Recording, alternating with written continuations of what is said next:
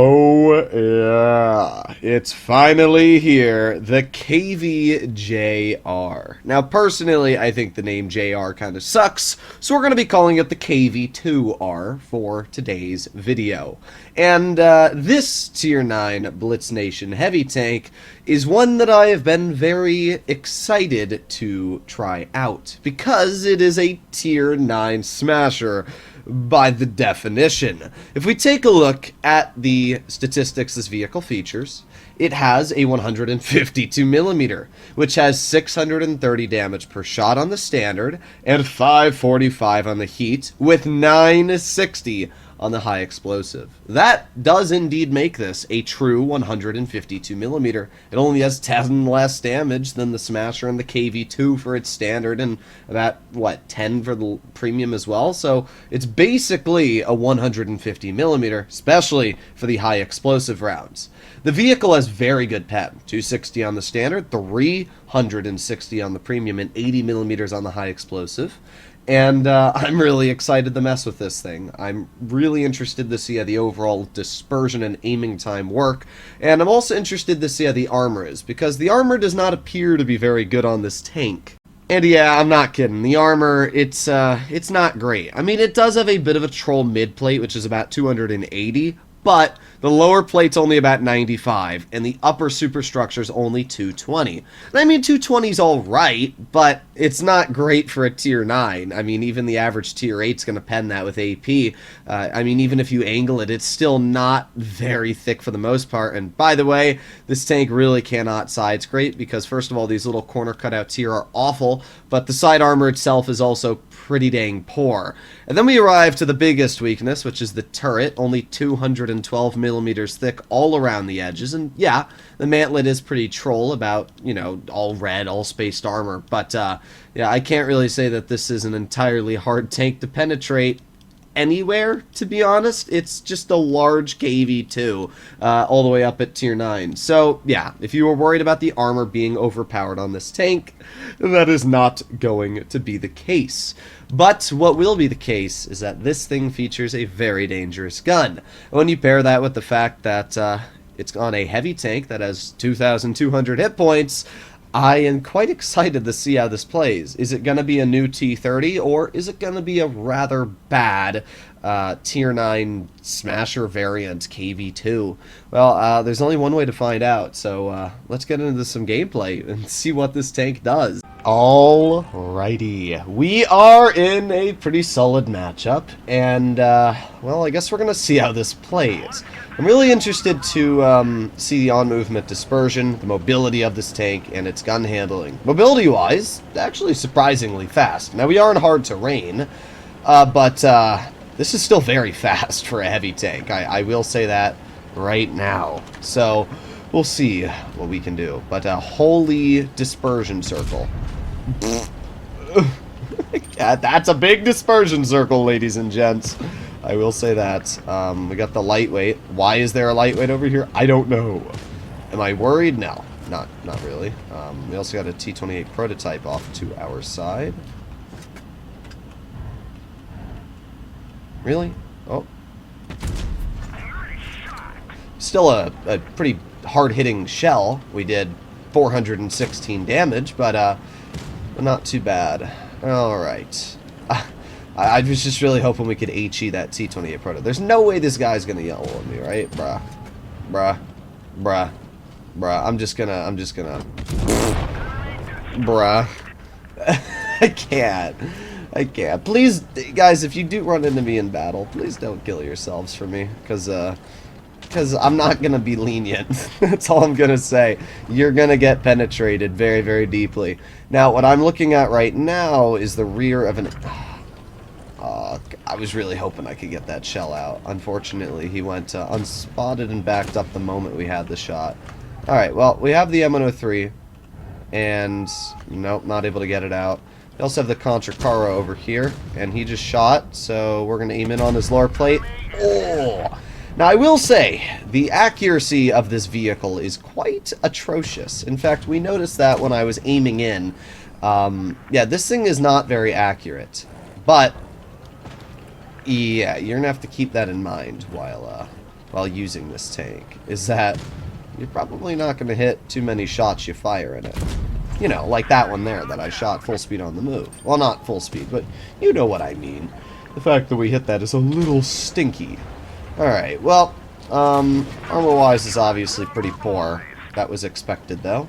We have the M103 leaving, and I really, really want to get a shell into that M103. I don't really care about the Contra Caro, but I will load in a heat shell and finish him off. Yeah, mobility-wise, this tank is way, way faster than I thought it was going to be. I mean, what is this mobility, bruh? Well, we got 5 seconds left on our reload. And then we are going to get behind the M103, just like so, and, bonk! Oh, man, what a juicer. What an absolute juicer. I don't think he enjoyed that very much. Well, pretty good game. 3,500 damage, and a decent result. I actually think I'm going to try this vehicle out with Refined Gun. I do not like the dispersion value this tank has. It's a little sussler.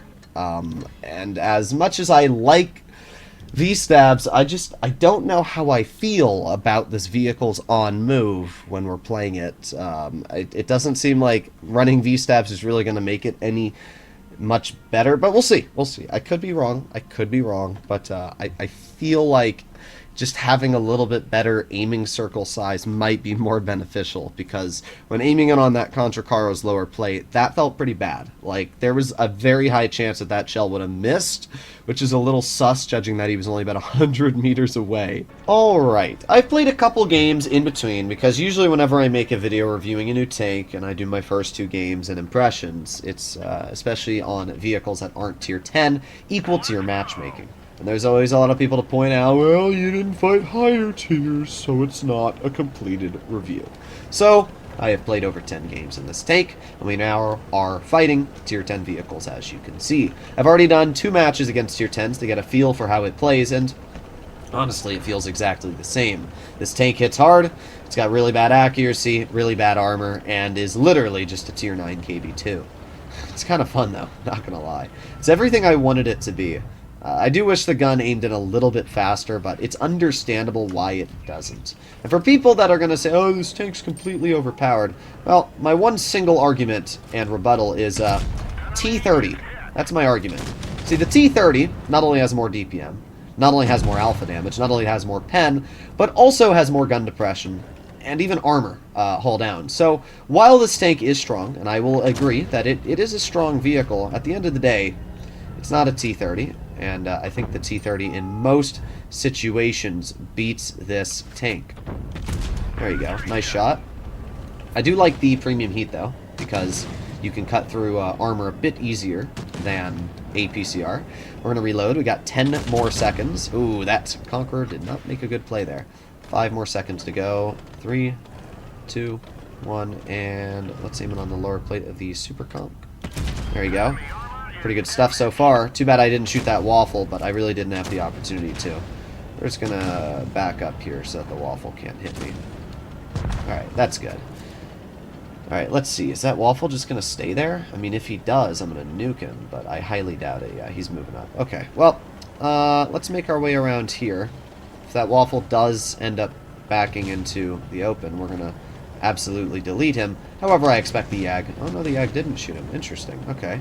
Well, we are going to shoot the waffle. I can tell you that for a fact-a-rooney. Dude is not going to be enjoying life in approximately 3, 2, 1. There you go. The fact that this thing has 960 HE alpha is quite impressive, and I have to say, makes it very, very fun. Alright, well, let's reload again.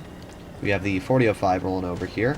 Not really worried about the E3. Even if he does shoot me, I really just don't care, because at the end of the day, I mean, I'm right here, bro. How is this going to work out for you? Well, we're going to aim it on your lower plate, and 648 damage later. And if he rolls around the corner, the 4005 is going to kill him. So there you go. This was a pretty good game. We did our job. We bled out the enemy, and yeah, we kind of acted like a tank destroyer there. I think the T30 would have done probably a little bit more because it has more DPM. Quite a bit more, I should add. Like, we did all right. 3,287 damage, especially against tier 10s, is more than enough.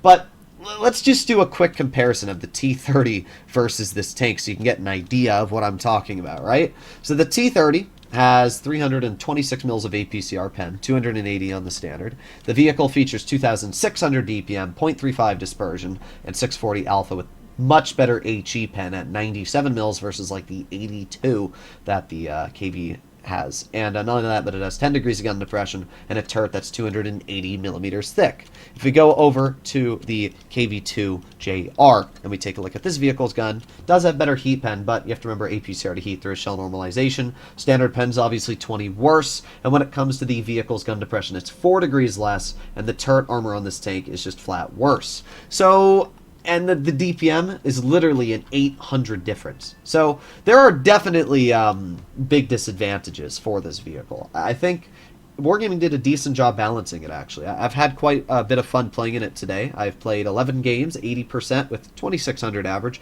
My average was pretty mid to begin with because I had a 200 damage game just getting used to the tank. No, it wasn't 200, it was 700 damage. It was just an absolute steamroll where nothing really happened. It was this game here. You can see just I YOLO'd the game, was an instant win, and that was about it. So, oh well. But overall, I think this is a fun tank. I think it's kind of solid. I think the mobility is decent for what it is, and I don't really have any complaints. Let me know in the comments what you guys think about the KV-2, and I'll see you in the next one. Bye-bye!